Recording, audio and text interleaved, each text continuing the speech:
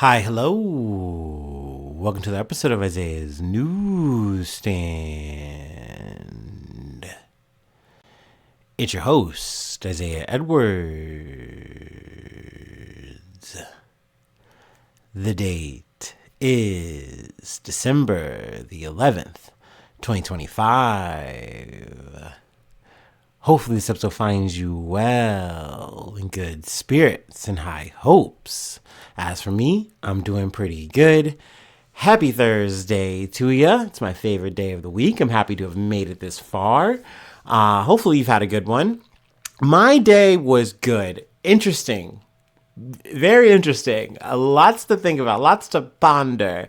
But let's just go ahead and get a full breakdown of my day. What's been going on? What's been up?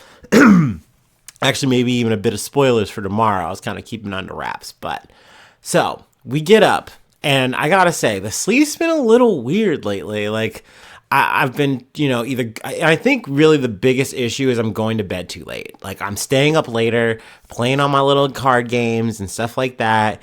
And I need to just be going straight to bed. That's an issue. Maybe I need to work on it. I don't know.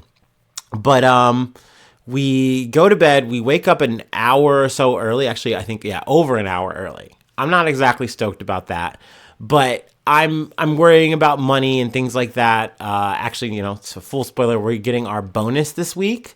And I was like, okay, I've been trying to math out with this money. What am I going to do with it? Because I got to make a lot of important moves with this windfall that I get once a year, right? So, big focus has been the breaks. I've been trying to get these breaks done for so long, since I think top of summer. Longtime listeners know they've been keeping up with my Joneses on that. Thank you to everyone who has been asking and inquiring about that, helping me out if and when they can. I really appreciate and love y'all for that. I just want to say that up top. But yeah, so it's just been an ongoing cringe issue, and I've just never had enough time and or money to get it properly looked at, except for that one time, and I was kind of. So I was like, all right, I really want to try to get my breaks done this weekend. I had kind of queued up so that I could take Friday off, get that done, start off my weekend right and proper, right? But I woke up, checked the money, saw that taxes, had chewed a third of my whole check out, because my bonus gets put on that check. And I was like, okay, that's already a stressful way to start off my early morning.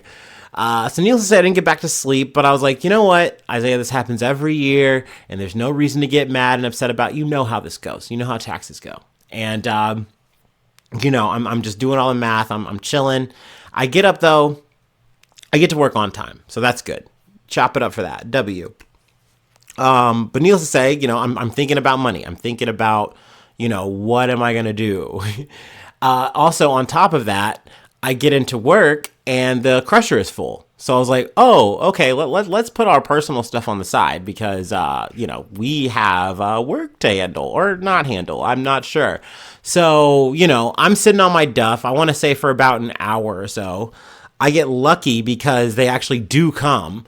I think about maybe an hour or so into my shift, and I'm able to get to work. But naturally, that means I'm more backed up than ever. So I was like, okay, let's just get through this day, right? First things first. And not to mention, I didn't get to this part yet. We're supposed to have a big snow tomorrow. So I'm thinking to myself, okay, I gotta get my car to the shop before it snows. It's supposed to start snowing really early in the morning tomorrow. And then I got to hope that, all their people are showing up to the shop. I'm thinking all this stuff. I'm doing a lot of brainstorming, a lot of planning. And, we're going through our day. And at one point, because I'd mentioned this to some of the guys in maintenance, it's been an ongoing thing that I've been complaining about. And one of the guys goes, hey, you should tell so-and-so. They're always down to help. They're super helpful. They would gladly look at your car. And I'm like, I don't want to put them through this, they're really not, they're really good people. They're nice. I don't want to bother them.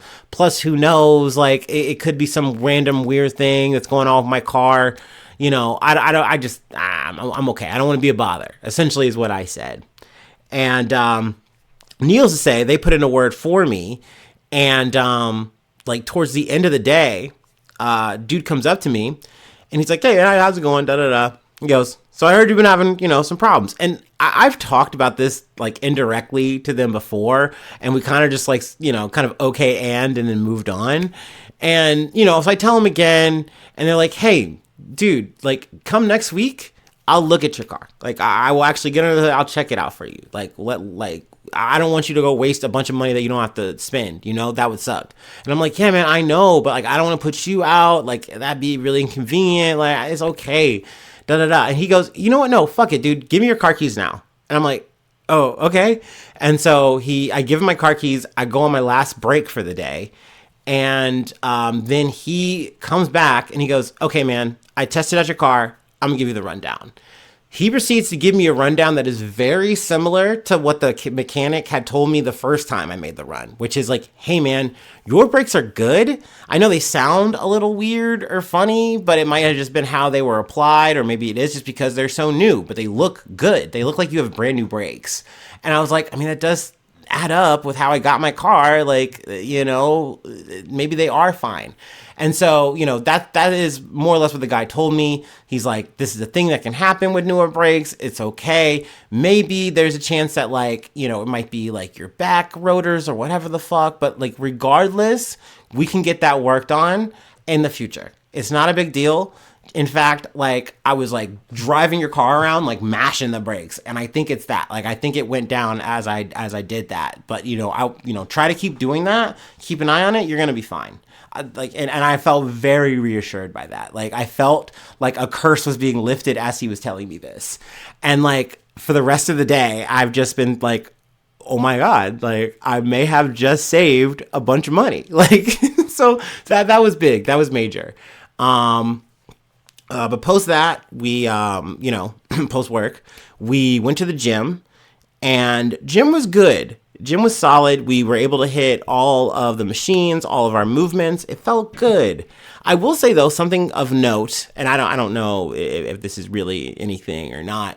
I've noticed that I've mentioned this before in terms of the weight. I've plateaued. Lately, I've been kind of trending a little bit up on the weight, which is a bit, frustrating. But a thing I've also noticed is that a lot of my movements that I've been doing are really no longer like really gassing me out. Like I'm not some sweaty, gross mess as I was maybe like last year or even like a few months ago even. So, I think that's a good thing. I think this is overall good. I've kind of conditioned myself so well to this workout that it just doesn't really blow me out. It doesn't really exhaust me. But I do think I need to maybe find ways to either push it or change things. I'm not sure. This, for me, I feel like is where it starts to get complicated because I really love my routine. I can spend anywhere from like an hour to 2 hours hitting all of my spots, doing what I want to do, and I generally get what I want out of the workout. And I still think I am, but it just is that feeling of maybe do I need to do more? Do I need to do something different? That's something I guess I'm contemplating right now. But you know me, I'm always thinking, always planning, there's always got to be something new to do in the gym or, another way to approach things. I don't know. But, all in pursuit of that pump, baby. But yeah, and then also, I didn't mention that we just get talking about the car. I actually got into the car and I drove, obviously, to the gym, and it did feel like it was a little bit better. So that was another thing I wanted to notice too, or to note as well. So, anyway, post the gym, we got home, had our little snacky, and did our little research, which it did run long. I know this episode's probably going to get uploaded pretty late. Mea culpa. I'm sorry.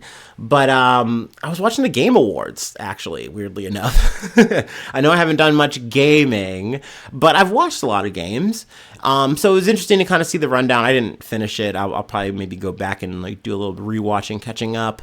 But along with the Game Awards, they do a lot of trailers. So it's also been neat to kind of see the new games that are coming out that I probably won't play, but at least I'll watch and, maybe enjoy in that way or converse with my friends. But yeah, it was very interesting to see some of the games. They even previewed the next Street Fighter. Oh my gosh, the next Street Fighter movie, I should say. Let me get specific, not the game, which is going to have Roman Reigns as Akuma and Guile as, or Cody Rhodes. I'm sorry. Oh my God, it's Cody Rhodes. Cody Rhodes as Guile. So I was like, what? It's a crazy cast. It's such a wild. 50 Cent is Balrog. Oh, it's an ensemble, but I'll save that for another time, another conversation. But yeah, that's what I was doing. So I'm a bit distracted. If my brain, if it comes off like I'm a fucking wackadoodle, it's because my brain is noodle soup. I've got a lot on my mind, a lot of emotions. And technically I'm worried about the white death, the snowfall that's coming, because it's not just supposed to be Friday morning. It's also supposed to be another dump of snow on Saturday. But we're talking Ohio, we're talking, good old Cincinnati. So I don't know like how bad, put that in quotations, this snow is going to be. It could be some light work, some flurries. It could be a whole ass little snowstorm blizzard situation. Who knows? But, time will tell, and hopefully I'll be here to talk about it. But anyway, let's go ahead and do our startup and let's get into some news. I feel like this one's gonna be a reader. Like this episode, it's gonna require a good amount of reading. So bear with me, my dear listeners.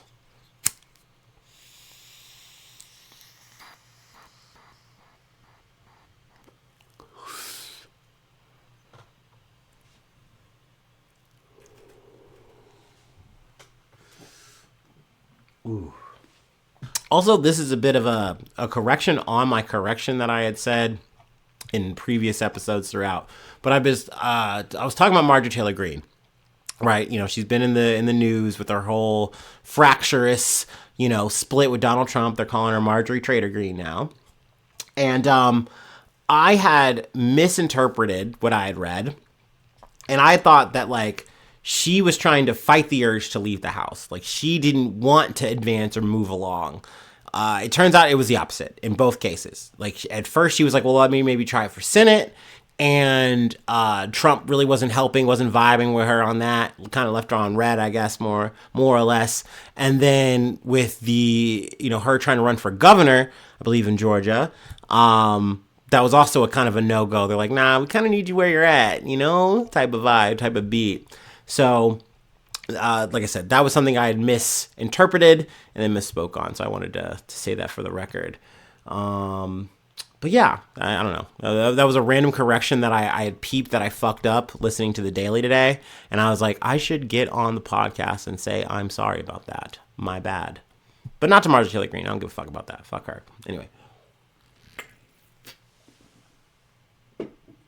Oh, also, this is a bit of side news to start off.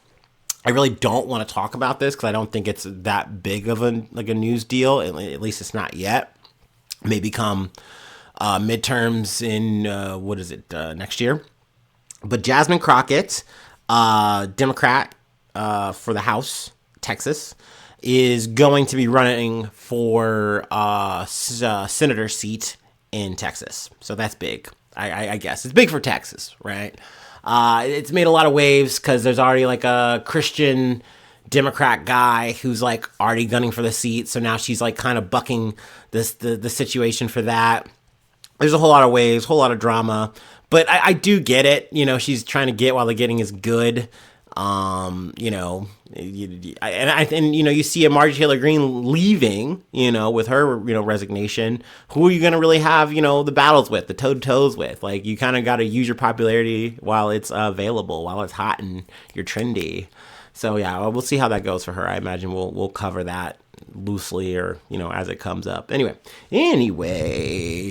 let's go ahead and get into some news. The real news I wanted to cover, I should say. From the Associated Press, a major strike in Portugal severely disrupts travel and public services. A strike called by Portugal's two main trade union confederations brought severe travel disruption Thursday and forced the cancellation of many medical appointments and school classes. Government and municipal services, including trash collection, were also badly hit. The two labor groups, representing close to 1 million Portuguese workers, say it could be the country's biggest walkout in more than 10 years as they contest the center-right government's planned changes to employment laws. The unions say the changes strip workers of entitlements, while the government argues they are needed to make the economy more supple and spur growth. Ooh, I don't like calling the economy. I mean, do we want a supple economy? That makes me uncomfortable. I don't like it. The proposed changes include making it easier for companies to fire workers, denying the right to strike in additional sectors of the economy, and limiting breastfeeding breaks for mothers to the first 2 years of the baby's life from the current open-ended dispensation. Let's see. Downtown Lisbon was strikingly quiet, with few pedestrians and light traffic compared to the usual weekday in the capital, as some people went on strike and others worked from home to avoid the transport disruption. At Lisbon International Airport, dozens of flights were canceled as pilots, flight attendants, and baggage handlers walked out. The airport was open but largely deserted. Flag carrier TAP Air Portugal operated only 63 of its 283 scheduled flights, in line with the minimum level of service required by law. The airline had previously warned passengers about the strike and offered to put them on other flights. Train and bus services across Portugal also ran a skeleton service. The Lisbon Metro subway said services were suspended at 11 p.m. Wednesday and would resume only on Friday morning. Private companies were also affected, with manufacturing and distribution companies reporting walkouts. Some Lisbon stores were closed.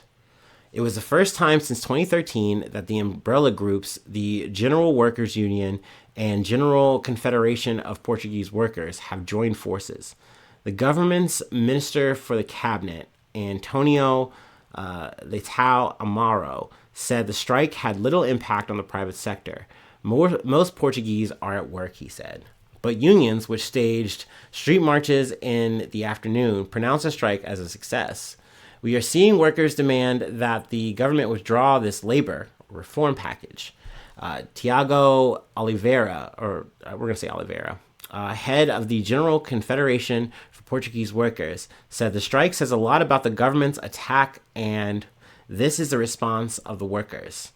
Portugal has one of the European Union's smallest economies, and its workers are among the lowest paid in the 27-nation bloc. The average monthly wage is around 1,600 euros, or $1,870 before tax, according to the National Statistics Institute. The minimum monthly wage earned by hundreds of thousands of workers is 870 euros, or $1,018 before tax.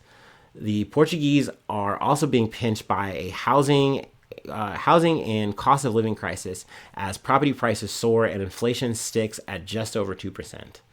The European Commission expects Portugal to achieve GDP growth of around 2% this year, above the EU average of 1.4%. Unemployment stands at under 6%, roughly the EU average. So y'all know where I stand on this kind of shit. I'm with the unions on this. I'm with the fucking strike. Yes, is it unfortunate that, you're getting your shit disrupted? Yeah, it's a bummer. It's very unfortunate. But it is unfortunate that people are not getting the things that they need to live and support their life. Like that is what a job is supposed to do. That is why you show up and you do it. And if you are not getting your needs met, if they are trying to take away from the benefits and things that you get from working, then something should be done about that. I think it's really cool, too, to see a union so large and be able to mobilize and get so kinetic. I think it's very awesome. It's not just some kind of cellular fractionalized thing. You just see this big effort happen. I think it's really cool to see and talk about. It'd be nice to see more of that in the future, but time will tell. And also I hope to see a win. Hopefully this is not something for nothing, but like I said, time's going to tell on that. And, I at least wanted to get the story in when I heard it. So yeah, good to start off with a strike. Go unions. All right. Our next story from NBC News. Indiana Senate rejects GOP drawn congressional map in a major rebuke of Trump. Another Trump L, baby. Let's dig in. Senate, the Indiana Senate voted against a new Republican-drawn congressional map Thursday, rejecting a bid led by President Donald Trump aimed at boosting the party in next year's midterm elections. The vote was a rare and stunning instance of elected Republicans rebuking Trump, who had pressured Indiana lawmakers for months to pass new district lines. The GOP leaders of Indiana Senate had long resisted joining the unusual mid-decade redistricting battle playing out across the country. Excuse me. Saying there wasn't enough support in the chamber for a new map that was designed to dismantle the state's two Democratic-controlled districts. They ultimately agreed to hold a vote to settle the issue as Trump and national Republicans pledged to back primary challengers to those who opposed the map, and as a growing number of Indiana lawmakers face violent threats and harassment. Even after the state house approved the new map last week, it failed overwhelmingly in state senate by a vote of 31 to 19, with 21 Republicans joining 10 Democrats in opposing it. Over the past several months, Trump, Vice President J.D. Vance, and other national Republicans and political groups placed phone calls, made in-person visits in Indiana and Washington, and posted on social media to urge Indiana lawmakers to take up a map that they had hoped would help shore up the party's narrow U.S. House majority. Now, I gotta level with y'all. I've heard Indiana mentioned, but it's been in the scrum of states mentioned in this whole redistricting thing. And it just didn't seem like it was that big of a deal until today. And maybe that's just not me seeing the full lay of the land properly or assessing it properly. But it felt like this was kind of a bit of a foregone conclusion that maybe, yeah, there was a bit of opposition, but that's just people maybe trying to save face. But obviously, you know, when it came down to a vote, they're like, no, we're serious. We don't want this. We don't want to do this. But yeah, let me continue. On several occasions, Trump called out the Indiana Republican lawmakers who were against or undecided on the map, including Roderick Bray, the GOP leader in the Senate. Anybody that votes against redistricting and the success of the Republican Party in D.C. will be, I am sure, met with a MAGA primary in the spring. Trump wrote Wednesday night on Truth Social. Rod Bray and his friends won't be in politics for long, and I will do everything within my power to make sure that they will not hurt the Republican Party and our country again. And this is an interesting thing that he mentions, like, in terms of, like, they won't be in politics for long. I was listening to The Daily, and they kind of just talked about a lot of, like, the fractious, you know, like, is the Republican Party cracking? And not maybe so much the Republican Party, but the MAGA brand. You know, with Marjorie Taylor Greene, you got Tucker Carlson, like a lot of angles that were really kind of like showing this kind of POV of like people either trying to managing or like kind of cracking under the pressure, saying, hey, maybe I am truly deviating from Trump. It was really interesting. I liked it. I actually would suggest that if you're a podcast, Peter like myself. But yeah, I liked how they kind of broke it down, and it also gave a good like almost a deep dive into like someone like a Nick Fuentes. They wind up getting there, and so it was neat. But maybe they're a bit premature in thinking this and saying this, but also it's like it is already getting to that point where people who are dyed in the wool, die hard Trump, MAGA branded conservatives, politicians, whatever, talking heads are all kind of coming and saying like, maybe I need to stop looking at the now and maybe I should start looking towards the future. Or maybe I even need to look around and say, hey, my constituents are not just telling me, they're yelling at me that like, look, man, I love Trump as much as you, but you got to fix this. I cannot afford groceries. Like, you know what I mean? We have an actual real problem. And my president said he was going to fix it. You said you were going to fix it, so fix it. And I think that they're going, okay, well, if my fucking commander-in-chief is not handling this, what am I to do? and I think people are really going, well, maybe it is time to really fend for myself. Maybe we really stand on some real business for a change. I don't know. Speaking to reporters in the Oval Office on Thursday, Trump again name-checked Bray, but brushed off the state Senate vote, saying he wasn't working on it very hard. I love that. I love when he loses. He just gets so like, it's whatever. I barely knew about this. I really heard about this. It's not a big deal. It's whatever. I wasn't on the ballot, by the way. So, like, it's not an indictment on me. Okay, fine. I didn't really know what we're talking about. Whatever. Ugh. Also, speaking of accountability, speaking of Trump talking, Trump is getting so backed on a corner when it comes to like the grocery thing and like people not being able to afford shit under this fucking regime. He's gotten to the point of saying like affordability is a Democratic hoax. It's a scam made up by the woke liberals. Like, brother, what do you mean? You are a part of that scam then, man. You told us that you were going to make this shit more affordable. Like, motherfuckers believed you. And now you're telling me that's a scam? It's crazy. We are already here, y'all, and it is not even the end of the year. Like we are getting a Trump that I did not expect until like Q2 of next year. So I don't want to say I'm surprised. I don't even say I'm shocked. It's just like, damn, are we really running out? Like, are we really at the end of the bag? Like, is this Venezuelan flex? Like, is this all we have? Like, it's not looking very great, but I don't know. I'm reading the tea leaves. They don't look good. Bray is one of 11 Republicans who voted against the map, who won't be on the ballot again until 2028. The other 10 will face re-election in 2026. After Thursday's vote, Republican Governor Mike Braun said he would work with Trump to support primary challengers to the Republicans who opposed the map.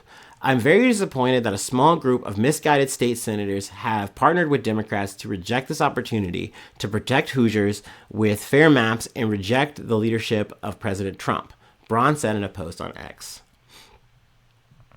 It was an all-hands-on-deck effort among Republicans in Washington to get Indiana lawmakers on board, according to a Senator GOP congressional leadership source familiar with the matter. House Speaker Mike Johnson and members of his leadership were calling state lawmakers to urge them to support a new map earlier this week, the source said. See, I did not know that they were putting in all of this effort into just Indiana. Like, once again, more or less the talking points have been places that are already sewn up. Even when we're talking about, like, the Democrats, like, we're talking about, like, California a lot. I mean, that is why I think even with this, by the way, that like technically Trump is still getting what he wants. Like, yeah, he's losing here, but like overall, like Republicans are trying to do the redistricting. They're trying to fucking gerrymander their ass off. And they're making it happen. I know in Ohio that's a thing, but you know, how much will this matter? I don't know. I still kind of think and have this like idea in my head that this is either going to be a win more thing if the Republicans win. Like, sure, you pack these places, but people were already going to vote for you. Like, they were just going to play their roles. Or it's going to be a situation. Sorry, I'm losing my train of thought. Oh no, I'm off the rails. I'm going to take a drink of water and then we're going to keep reading and maybe it'll come back to me.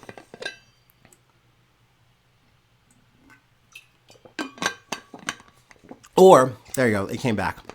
You're going to do all this redistricting, and people are still going to be appalled at what's happening, like in terms of either from this administration, or they're going all the way down saying at a local state level, I don't want to fuck with, you know, my conservative people. I'm going to vote Democrat. It doesn't matter how you've redistrict this. We're actually just going to flip the whole whatever new chunk. We don't care. Sorry, had to get there. My brain fogged out. It's fog of war. Pete Hegseth knows all about that. Anyway. Johnson told reporters in Washington on Thursday that the result was disappointing, but that he was still very, very bullish about the midterms. I know that we are going to win and grow this majority because they have a great record to run on. We have better candidates, better message, and we have a lot to show the people, so we'll continue our momentum, he said. Most other Republican-led states Trump had pushed to pursue redistricting, which typically occurs at the beginning of each decade with a new census figures this year, fell in line. Republicans in Texas, Missouri, and North Carolina passed new maps to further favor their party, while others in states like Florida may soon join them. Without new congressional boundaries in Indiana, Republicans may not be able to achieve the advantage they had initially hoped for through redistricting. Voters in California approved a Democratic drawn map last month, and Democrats in Virginia have taken steps towards redistricting. A court-ordered map in Utah resulted in a new, solidly Democratic district. And while a new map in Ohio will boost Republicans, it did not go as far as some Democrats feared. Dude, I hate that about Dems, right? And that's another thing too, is that we're still in this like ultimate like loser mid-off where yet again, despite this whole fucking year, Trump doing the fucking most to be vilified as fucking possible, Democrats can still not fucking huddle up and come up with a good ass fucking plan. The only thing that they can say is like, ooh, that Trump guy, he's so bad. Okay, but he's probably not gonna be on the goddamn ballot, come next election. So what are we fucking talking about? How are you gonna win these fucking midterms too? Like, these are things that really fucking matter, and it's crazy that given up to a whole ass fucking year, post Joe Biden fucking losing, going into fucking Exodus, where are we? What do you have for us? And it's nothing. It's fucking bullshit nothing. So, that's concerning. The saga in Indiana took a particularly alarming turn. At least 12 elected Republicans in the state face violent threats and swatting attempts, which are when people make false reports in an attempt to instigate frightening police responses. Since Trump called on them to pass a new map, State Representative Tim Yoakum, who voted against the redistricting proposal last week, was the latest, saying he received a pipe bomb threat at his home Wednesday night. Now, that's something that's always, like, a bit of an alarming trend, and I don't want to sit here and say, oh, this is only a Republican fucking issue. We're actually going to fast forward while I kind of segue here. This is only a Republican issue. We've seen this out of, like, the liberal aspect of it, too. But there is a certain level of just, like, it is almost like at the drop of a mention. Like, Trump only has to make the post, and you will get the death threat. It is just that simple. It is just that matter of fact. And, like, it takes that extra edge when Trump says it. You know what I mean? It makes it so, like, they're willing to go that extra mile. That maybe, like, even, like, Marjorie Taylor Greene was like, I've gotten all kinds of death threats before. But the second he came out with that Trader Green shit, like, they were coming for my kids. And it's like, she means a different they. That it's different. So I don't know. I felt like this was all worth mentioning, that people are willing to go out on that much of a limb to say, no, dude, I'm cool on this. This is not what we need. This is not what my state needs. We're going to go without you, bro. That's big. Once again, we are not even through the first year of term 2. And technically, he's gotten so many guardrails pushed off, and he's allowed to do all the fucking shit that he wants to do, yet he still has a fucking tanked out bullshit approval rating, and people are not happy. People are not fucking happy. Also, he's already, banging on the greatest hits, immigration. He's trying to, like, fucking, like, once again, show that he's Lord of the world internationally, which is not the case. People are just kind of waiting for America to not be in the room so they can just get to work. So, I mean, it's just not looking good. It's just not looking good for the Trumpers out here. I don't know. We'll see. But yeah, let's go ahead and move along. I got more technically Trump-verse related things. But we're segueing into the good and then the lighter news for the episode. So there you go. From Axios. Abrego Garcia released from ICE custody following judge's order. Kilmar Abrego Garcia, the Maryland man the Trump administration wrongly deported to El Salvador earlier this year, was released from ICE custody Thursday following a federal judge's order. Abrego Garcia's case has rallied immigrant rights groups and became an emblem of President Trump's far-reaching immigration crackdown. Since Abrego Garcia's return from wrongful detention in El Salvador, he has been redetained again without lawful authority, U.S. Judge Paula Zinnes wrote in her 31-page ruling. For this reason, the court will grant Abrego Garcia's petition for immediate release from ICE custody. So yeah, I mean, I just wanted to highlight this. This is a story we've been covering throughout the year. By no means is it over. Of course not. I know this is going to be something that's going to go through an appeals process. Obviously, the Trump administration has showed that they are going to doggedly pursue this until the very end. They want Abrego Garcia to be, deported. They want him sent to a place far, far away from here. And they're willing to say that he is anything and everything evil. He is some kind of gang terrorist, whatever the fuck. He's not American. That's for damn sure. Like, he's got to go. But yeah, I'm happy that he is at least getting at least a whiff of freedom here. Hopefully he's able to be with his family right now. So yeah, like I said, I'm happy to bring some fucking good news here. Hell yeah. But like I said, I do know that the Trump administration is planning on like appealing this, and we're not done. I'm sure. I'm sure of that. But yeah. Let's see here. We're gonna move on though into our last and final story. It comes from NBC News, but before we get in the Waymo again, actually, is this the second time in like a week cycle we've talked about Waymo? Yes, it is. I've been making the rounds. But yeah, let's go ahead and take our last break, and then we'll go ahead and close it out. See, this is one of those moments where I'm really glad this is not a actual video podcast, because it's gotten too hot in my room. So I had to redress accordingly.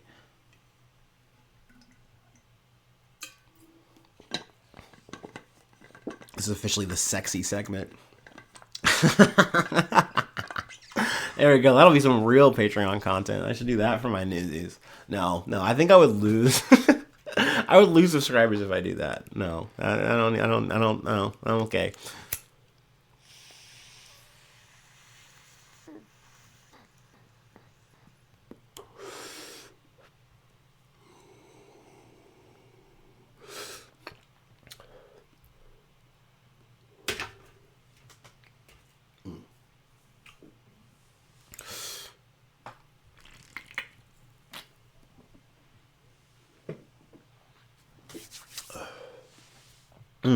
Okay.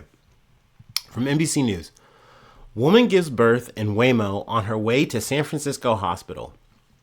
A pregnant woman's ride to San Francisco hospital in a Waymo this week took an unexpected turn when she gave birth in the robotaxi, according to the company. Waymo's remote rider support team detected unusual activity during the ride Monday night and initiated a call to check on the woman and contacted 911, the self-driving car company said.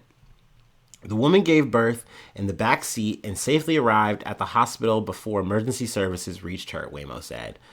They're cheekily so hype about this. They're like, ooh, we just had a movie moment that wasn't a fucking police standoff. You love to see it. A University of California San Francisco hospital spokesperson Jess Berthold confirmed the mother and baby arrived at the hospital Monday night, noting the mother was not available for interviews. The car had been removed from service for cleaning, Waymo said. That's good. It's good they're showing, hey, crazy moment, but we got to make sure this car is clean. We're proud to be a trusted ride for moments big and small, serving riders from just seconds old to many years old, or to many years ago. Fucking fuck you, Waymo. I'm running this back.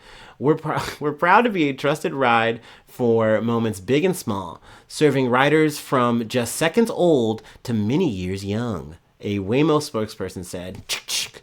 We wish the new family all the best, and we look forward to safely getting them where they're going through many of life's events. I'm sure that's cute and cheeky to some.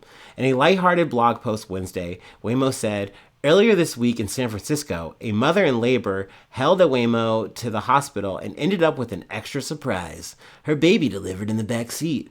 Some people just can't wait for their first Waymo ride. Bam, bam, bam, bam, bam. I hate it. Boo. Your car got into a police standoff the other fucking day. Shut up. Early, they mentioned that here. Also, I did want to mention too, this was earlier in the month, but CBS News, Waymo recalls more than 3,000 vehicles over faulty software following school bus violations. Pretty much, I'm just going to make the long story shorter. The Waymos, like in America, when a school bus stops, puts out a little stop sign thing, and you're supposed to heed that. Both sides of the street, you're not supposed to cross. You're not supposed to keep going, so the kids can get into the school bus, get out of the school bus, and get on their merry way, whatever. The Waymo is just saying, yeah, fuck that, time to drive around, and is just driving on around. Little Timmy could be murdered. Little Marianne, splat. So, okay. Do you really care about them damn kids, Waymo?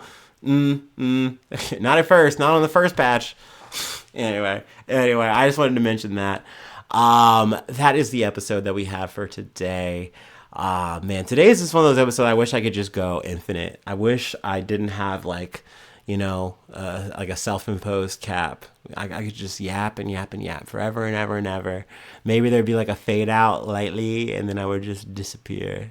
That'd be nice. Because truly, I was thinking about this today. I want to yap about Venezuela like a lot more than I have like at this point. Because so much is happening. And I do like realize that like my brain is breaking like over the Machado thing and the whole Nobel Peace Prize. Like the more I learn about, I know I still cannot say her full name, but the more I learn about Machado, the more I'm just like, you are here to do a thing. And it is to overthrow a government. You are a piece in this game. Like, as many have been before you, but this is the tale as old as time. And it is gross to see what we are doing in just this region right now. I do not like it. I do not feel okay with it. It fucking sucks. I mean, it's par for the course for what we are doing internationally. But once again, this is something that this administration is bragging about. Not to say that it is any different than what other administrations have done in the past, whether they be a Barack Obama or Donald Trump or George Bush, whatever the fuck. It's all the same kind of fucking beat. But this administration is just so fucking face up about it that it should make you sick, right? It should gross you out. But also, it's like, it should be a reminder that if and when the fucking baton changes again, and maybe you do get a Kamala Harris, or you get a Gavin Newsom, that it's not a dream realized. It's just a continuation of the same fucking nightmarish bullshit. It's just more coy. It's just more couched in like a vernacular that you're used to and seems civil. But it's just as brutal. It's just as fucking evil. Anyway, I know I took a moment and I Waymoed it. Anyway, that's it. That's all I have for today. If you'd like to help out support the effort, I do have a Patreon. Patreon.com/IsaiahNews. Become a newsy today. Free ways to hit me up, IsaiahNews1@gmail.com. Feel free to follow me or the podcast on any of the socials. Subscribe to the YouTube. Follow on TikTok. Follow on Spotify. Follow on Apple Podcasts, wherever you like to listen. Leave a like. Leave a cool comment. Sharing is caring. 5 stars are always appreciated on the Spotify, on the Apple Podcast. But you don't have to do any of that. If you've listened this far, if you plan on listening tomorrow, that's it. That's it, baby. You get a mwah, kiss on the forehead just for that. And hopefully I see you soon for some more good news. I love ya. Bye-bye. Mwah.